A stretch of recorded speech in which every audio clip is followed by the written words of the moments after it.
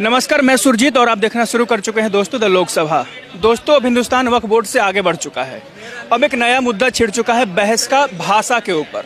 अब लगातार एक तमिलनाडु से खबर आती है कि हम इधर हिंदी लागू नहीं होने देंगे, तो कई खबर से आता है तेलंगाना से कि यहाँ पर हिंदी बोलना कोई ज़रूरी नहीं, उनको ज़बरदस्ती ठोका जाता है। तो दूसरी खबर आती है, तीसरी खबर आती है कि महाराष्ट्र से कि यहाँ भी जब तक आप मराठी नहीं बोलोगे तब तक आपको यहाँ रहने नहीं दिया जाएगा और उस तरीके से आपको ट्रीटमेंट न दी जाएगी क्योंकि आप हिंदुस्तानी नहीं हैं। वो बोलते हैं कि आपको मराठी आती है तो आप महाराष्ट्र में रहोगे वरना नहीं रहोगे। मैं बात कर रहा हूँ राज ठाकरे की। उनकी एक पार्टी है, उसके उनके कार्यकर्ता कई जगह मारपीट करते देखे गए, गुंडागर्दी करते देखे गए और ये कहते देखे गए कि आपको मराठी आती है तो उसमें बात करो वरना मत बात करो, हमें कोई और लैंग्वेज में बात करने की कोई जरूरत नहीं है। तो हमें लगा लोग बेहतर बताएंगे कि आखिर जो भाषा की लड़ाई है हिंदुस्तान में कब खत्म होगी।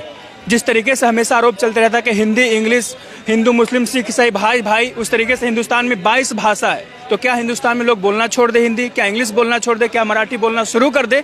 कई आरोप प्रत्यारोप चल रहे हैं, कई डिबेट का विषय भी है। लोग बेहतर बताएंगे, लोगों से पूछते हैं कि आखिर उनके मन में क्या विचार आता है जब इस तरीके के वीडियो देखते हैं, मारपीट वाली और जबरदस्ती भाषा थोपने की बात की जाती है तब। आपका क्या नाम है? इंद्रेश द्विवेदी। इंद्रेश जी, मेरा सीधा सा सवाल है, कभी तमिलनाडु से वीडियो आती है, कभी तेलंगाना से आती है, अभी महाराष्ट्र से आ रही वीडियो कि आपको मराठी भाषा आता है बोलना तो आप यहाँ रहोगे, बात करोगे वरना आपको यहाँ से भगा दिया जाएगा, आपके साथ मारपीट की जाएगी। क्या है ये बहुत दुर्भाग्यपूर्ण है कि कुछ लोग, कुछ तथाकथित लोग अपने आप को पूरे राज्य का मालिक समझने लग गए हैं और उसके तहत ये करने लगे। कभी जैसा आपने बताया तमिलनाडु से हो जाता है या कभी किसी और राज्य से हो जाता है। अभी महाराष्ट्र से लेटेस्ट हो रहा है कि एक गार्ड को मैंने देखा कि एक गार्ड को पहले उससे हिंदी बुलवाते हैं, उसको हिंदी बोलना नहीं आता तो उसको थप्पड़ मार देते हैं। 5-7 लोगों का एक झुंड है। अरे वो गार्ड कौन है भाई साहब? वो वहाँ पर आप लोगों की सेवा दे रहा है, वो आप ही लोगों की सेवा में खड़ा है और आप उसको हिंदी बोलने पर थप्पड़ मार रहे हो, मराठी नहीं आ रही है इस बात पे थप्पड़ मार रहे हो। महाराष्ट्र भारत से अलग हो गया है क्या? महाराष्ट्र भारत से अलग हो गया है क्या? ये बता दो मुझे। ये गुंडागर्दी क्यों की जा रही है मुझे समझ में नहीं आ रहा है। राज ठाकरे की क्या औकात है क्या किसी भी बड़े नेता को या बड़े अभिनेता को एक भी थप्पड़ मार दे? है औकात इतनी? उनको हिंदी बोलने पर थप्पड़ मार दे? इतने तमाम ऐसे अभिनेता हैं जिनको आज भी मराठी बोलनी नहीं आती है। 1-2 शब्द बोलते अलग बात है। अमिताभ बच्चन को नहीं आती है मराठी बोलनी। क्या एमएनएस अमिताभ बच्चन के साथ में कुछ कर सकती है क्या? लेकिन नहीं। लेकिन वो बेचारा गरीब एक गार्ड उत्तर भारत से जाकर वहां कमाने के लिए गया हुआ है, उस पर तुम थप्पड़ मार दे रहे हो। किसी बैंक के कर्मचारी पर तुम जबरदस्ती वो कर रहे हो। अरे हद तो तब हो गई जब मैं देख रहा हूँ एक वीडियो में एक ट्रैफिक पुलिस वाले से महिला बहस कर रही है कि तुम कैसे हिंदी में अनाउंसमेंट कर रहे हो, मराठी में क्यों नहीं कर रहे हो? भाई हिंदुस्तान में है महाराष्ट्र, मत करो ये। अगर इस तरीके से भाषा का भेद करोगे तो तुम्हारे लिए बहुत तकलीफ हो जाएगी।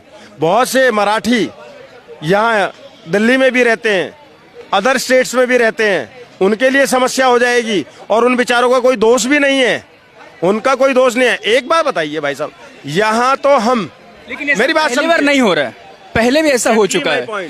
कांग्रेस के समय में भी हुआ, बीजेपी आई तब भी हुआ और अभी फिर से हो रहा है। मैं उसी पे आ रहा हूँ सर, यही मैं कहना चाह रहा हूँ। और मैं यहाँ आज आपके चैनल के माध्यम से दिल्ली के दिल कनॉट प्लेस से खड़े होकर ये बात बोल रहा हूँ कि हम तो यहाँ मराठा सम्मान की लड़ाई लड़ने में लगे हुए हैं। हम यहाँ संभाजी राजे और शिवाजी राजे के सम्मान की लड़ाई लड़ने में लगे हुए हैं। हम उनको अपना पूर्वज बता रहे हैं, समझ रहे हो? और हम में बिल्कुल भी जातीय भेद नहीं है, क्षेत्र भेद नहीं है, भाषा का कोई भेद नहीं है। हम सारी चीजों को लेकर चल रहे हैं। इस चीज की हम लड़ाई लड़ रहे हैं। किससे? मुगलों के नाजायज औलादों से। और वहां पर तुम क्या कर रहे हो? हमारे हिंदी भाषी भाइयों को ही मार रहे हो। ये कब तक चलेगा और क्यों चलेगा? कैसे करोगे ये? इसमें एक विशेष बात है, मैं देवेंद्र फडणवीस साहब से सीधे सीधे पूछना चाहता हूं, आप मुख्यमंत्री हो महाराष्ट्र के, क्या आपका कंट्रोल नहीं रह गया है कि ऐसे गुंडों के ऊपर में तुरंत के तुरंत नकेल कसी जाए? ये जो 2 कौड़ी के गुंडे इस तरीके से किसी पर भी हाथापाई कर दे रहे हैं भाषा के आधार पर, ये क्या जायज लग रहा है क्या? मैं आपको भाई साहब बताऊं, मैं हिंदी भाषी हूं, मेरी मदर टंग भोजपुरी है, लेकिन मुझे भारत की हर एक भाषा से प्यार है।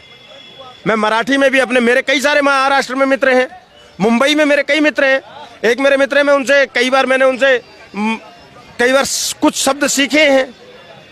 हमें अच्छी लगती है मराठी, अच्छी लगती है हमें, बंगाली अच्छी लगती है हमें, राजस्थानी भाषा इतनी प्यारी है हमारी, लेकिन आप अगर भाषा के आधार पर कहोगे कि बंगाल में जो बंगाली नहीं बोलेगा पीटा जाएगा, महाराष्ट्र में मराठी नहीं बोलेगा पीटा जाएगा, तमिलनाडु में तेलुगु नहीं बोलेगा तो पीटा जाएगा, कोई कन्नड़ नहीं बोलेगा तो पीटा जाएगा, ये नहीं चलेगा। पंजाब में पंजाबी नहीं बोला तो पीटा जाएगा, ऐसे नहीं होगा।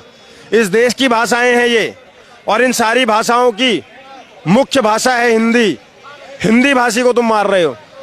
भाषा के आधार पर अगर ये भेदभाव करोगे और इस तरीके से हिंसा करोगे तो ये पूरी तरीके से गलत है। और आज देश के अंदर में भाजपा सरकार है, मैं नरेंद्र मोदी जी का और अमित शाह जी का भी ध्यान इस ओर आकर्षित करना चाहूंगा।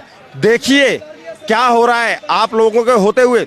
यार जिस देश का प्रधान, आप समझो इस बात को, जिस देश का प्रधान विदेशों में जाकर हिंदी में बोल रहा है, विदेशों में जाकर वो हिंदी में बोल रहा है, उस देश में हिंदी ना बोलने के लिए मारा, हिंदी बोलने के लिए मारा जा रहा है। और मार भी किसके हो रहे हो? गरीबों को। है तुम्हारी औकात किसी रसूखदार आदमी के गिरवान तक हाथ पूछा कर दिखाओ ना।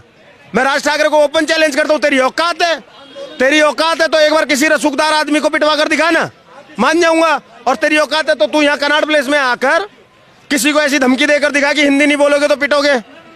देखूं तुझे, हिंदी बोलने पर तुम मारोगे, ये अब चलेगा देश के अंदर में।